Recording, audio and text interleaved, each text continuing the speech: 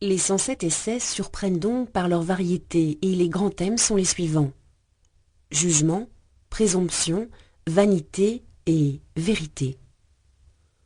Une âme ne peut devenir vertueuse qu'à la condition d'être éduquée, instruite et conduite au point le plus haut par des exercices assidus, écrit Sénèque.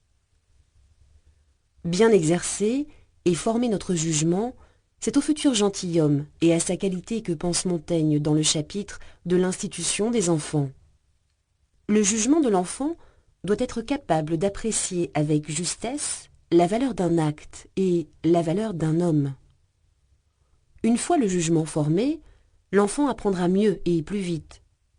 Montaigne incite à la reconstruction de ce jugement avec pour objectif de protéger la vérité contre le discours de la présomption, fondé sur des indices et des suffisances qui font obstacle à la connaissance de soi et donc à la qualité de notre jugement. Si l'on se rapporte au passage sur ce sujet au chapitre de la présomption, Montaigne écrit que la présomption nous représente à nous-mêmes autre que ce que nous sommes.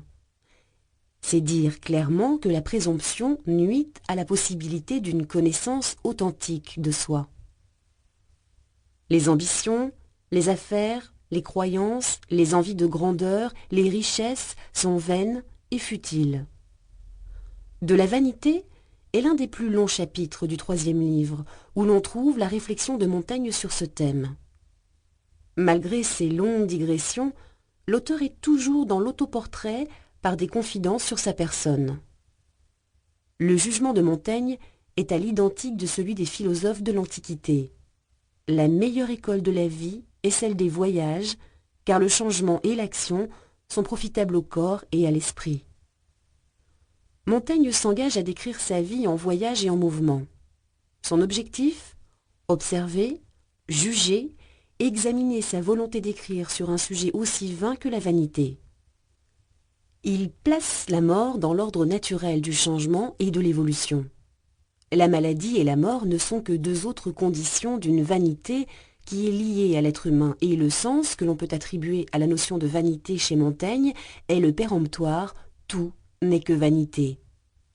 Ainsi conscient, on découvre que la vanité n'est qu'une façon ironique de se sentir vivant. Dans les essais, Montaigne n'est pas celui qui affirme détenir la vérité philosophique, mais celui qui tente de la connaître. Il reste toujours vigilant à ne jamais transformer sa recherche en certitude. Il est conscient que la quête de la vérité est nécessairement inachevée et imparfaite par essence.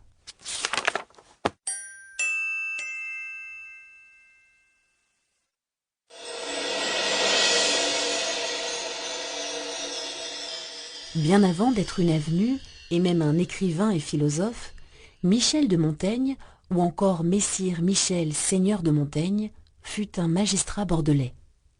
Il est le fils de riches négociants anoblis. Son père, maire de Bordeaux, humaniste, ouvert aux nouvelles idées, a veillé dès son plus jeune âge à l'éducation de ce fils. Tout juste 3 ans, le petit Michel est éduqué en latin, qui s'impose comme sa langue maternelle pour mieux favoriser le réveil de son esprit et lui permettre le retour aux textes originaux des anciens. Ainsi, en 1540, lorsqu'il entre à l'âge de 7 ans au collège de Guyenne à Bordeaux, l'adaptation y sera difficile. Sa tête déjà bien faite supportera mal la discipline sévère, l'apprentissage du par cœur. C'est ainsi qu'il évoquera Cicéron dans l'essai 26 titré « De l'institution des enfants ». L'autorité de ceux qui enseignent nuit la plupart du temps à ceux qui veulent apprendre. Montaigne poursuit des études philosophiques puis de droit.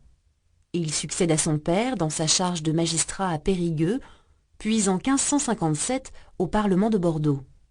C'est là qu'il rencontre Étienne de la Boétie, magistrat comme lui. Une amitié sincère va naître.